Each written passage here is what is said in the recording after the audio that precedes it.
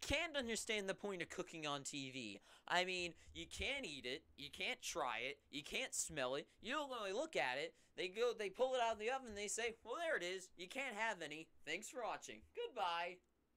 Among most studies, the number one fear among people is not death. It's public speaking. Number 2 is death.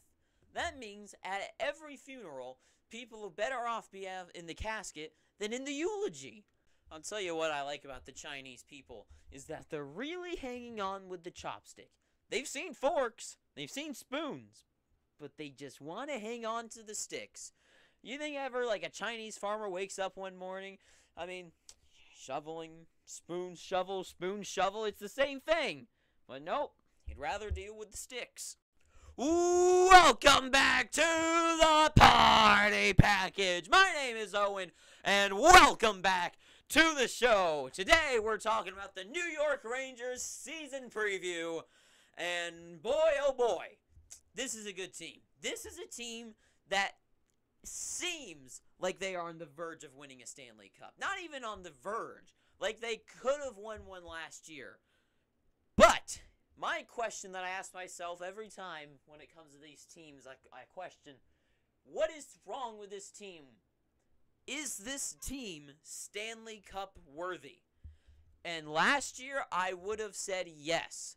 But there's a reason.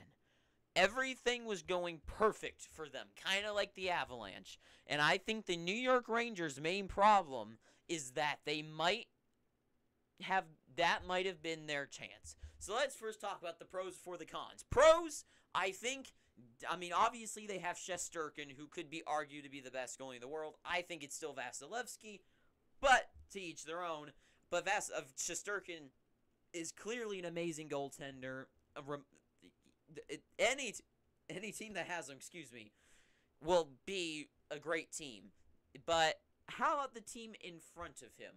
So, of course, I think offensively they're great. Offensively, you've got Panarin, Zibanejad. You've got rising stars in Capo, Lafreniere. You got Chris Kreider. You got Trocheck added to this team this season.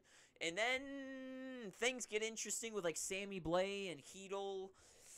That's where things start to get a little iffy for me in that territory. But defensively, I think they've got some amazing young guys. I mean, obviously Adam Fox. So I think Adam Fox is up there when it comes to. I think Adam Fox Adam Fox is amazing. I used to think that he was better than Makar, but Makar just shows why he's the best. But Fox is, I think, number 2. I think he's number 3 behind Hedman right now. But I think, well, and then there's Yossi. There's so many things. But Fox is amazing. And K'Andre Miller, I mean, look at this guy who not really surprised me in the playoffs, but I didn't get to watch a lot of the season, but I did watch their games in the playoffs. And K'Andre Miller is just, he's 6'5" and that good. That's what's surprising to me. Then you got Lindgren, you got Trouba, like you got big guys that can hit. Well, Lindgren's not that big, but Trouba is kind of big. Hayek, whatever his name is. And Schneider, who I've actually never heard of, so I'm not entirely sure what to think about him. But Hayek is a solid big guy defenseman as well, which I always like on my teams. This team on paper, at least from last year, seems to be absolutely so well put together. But I think some things start to cloud our memory. And I think the question is this team cup material? I think last year might have been their one-hit wonder season. Now, let me explain. You got guys like Chris Kreider here. There he is, that guy right there. Kreider,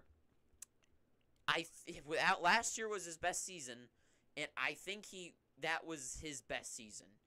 I don't think he's going to produce 77 points again. I think last year was his year to be amazing. I think that was his year.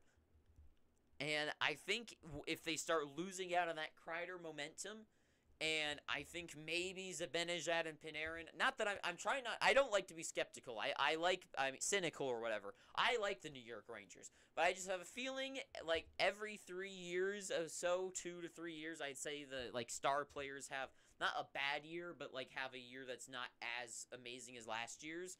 Panarin was down in points this season from last season.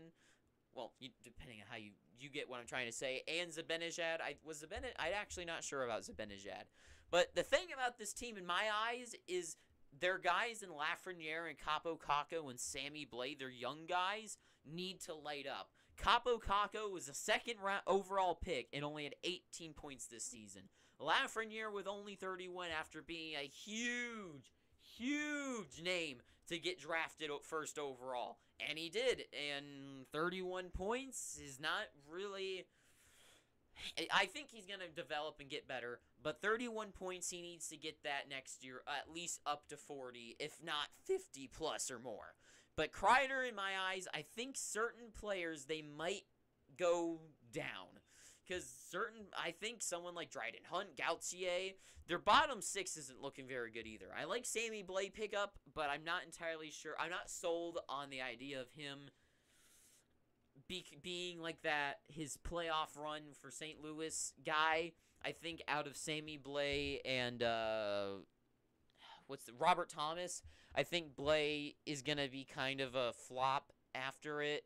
But this team, for me, seems like it should do really good. But at the same time, I can totally see this team being one of those teams that I've talked about already that is good, but there's teams that do better at what they do. Kind of like the Nashville Predators, kind of like the Minnesota Wild, is that you've got teams that do the same thing you do, but better. So the thing that I see is last year, I don't want to say they got lucky, but I think against the Carolina Hurricanes, I feel like they got off easy against them because the Hurricanes goalie was injured. They also had injuries to their actual lineup. And I feel like the Rangers, I don't want to say got lucky, but they were the better team in the series, no doubt. But I think the Carolina Hurricanes are a better built team overall from top to bottom, except maybe goaltending. That they got lucky to get past them, and then they had a lot of momentum going in against the Lightning, which pushed them a little bit to 2 games to win. But I still think that they would not have gotten to the Cup, and even if they did, they would have gotten beaten and not run over by the Colorado Avalanche, but who wouldn't have last season? But I think the young guys this season need to get better. They need to get better. They need to develop. Capo Caco needs to get to at least 30 points next year for being a second overall pick. Lafreniere needs... if I was a New York fan, I would say I really want him to get at least 50 points this year. Kreider, I would like to keep him getting a 77 points or at least a 70. I mean, that's a huge plus. But guys like Panarin and Zibanejad need to stay exactly the way they are. Trocheck needs to stay at least 50 points this year. Sammy Blais could jump up. But their bottom 6 needs something added to it. It's a lot of boring there on the bottom. I like Barclay Goodrow, but I'm not really sold on him, or Hedl, or Gauthier, or Hunt.